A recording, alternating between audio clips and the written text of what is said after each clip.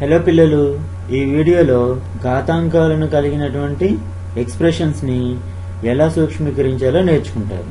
n² into r⁵ into n⁻⁻7 ని సూక్ష్మీకరించండి మరియు వచ్చిన సమాధానాన్ని ధనాత్మక ఘాతాంక రూపంలోనికి మార్చండి.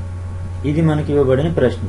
n² into r⁵ into n⁻⁻7. ముందుగా ఒకే రకమైన పదాలన్నిటినీ ఒక దగ్గర రాసుకుంటే సూక్ష్మీకరించడం ఈజీ అవుతుంది. అంటే n⁻⁻7 ని n² పక్కన రాస్తే n² into n⁻⁻7 into r⁵. భూములు సమానమైనప్పుడు ఘాతాంకాలను కూడుకోవాలని మీరు ఇంతకు ముందు నేర్చుకున్నారు కదా. కాబట్టి n² మరియు n⁻⁻7 లలో భూమి లేదా ఆధారం సమానం కాబట్టి ఘాతాంకాలను కూడుకోవాలి. ప్లస్ ఇంటూ మైనస్ మైనస్ అవుతుంది.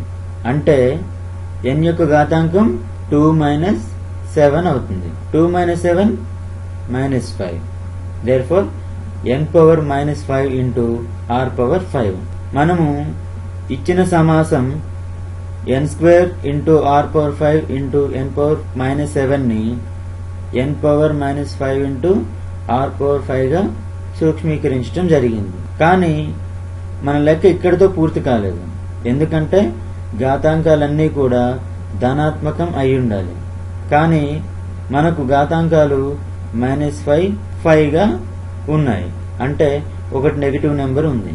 కాబట్టి దీన్ని ఇంకా సాధించాల్సి ఉంది. అంటే ఈ ఘాతాంకం -5 ని పాజిటివ్ గా మార్చాలి. దీన్ని పాజిటివ్ నెంబర్ గా ఎలా మార్చవచ్చు? n⁻⁻5 ని 1/n⁻⁵ గా రాయవచ్చు అనే విషయము మీకు ముందే తెలుసు కదా. n⁻⁻5 = 1/n⁻⁵.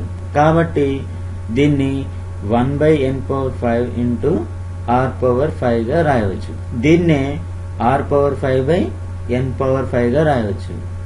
ఇక్కడ లవహారాలలో ఘాతాంకాలు సమానం 5 ఉంది కాబట్టి దీన్నే r/n⁻⁵ గా రాయాలి. ఇదే మనకు కావాల్సిన సమాధానం. అర్థమైంది కదా. ఘాతాంకం నెగిటివ్ ఉన్నప్పుడు దాన్ని పాజిటివ్ ఎలా మార్చాలో నెక్స్ట్ వీడియోలో మళ్ళీ కలుద్దాం.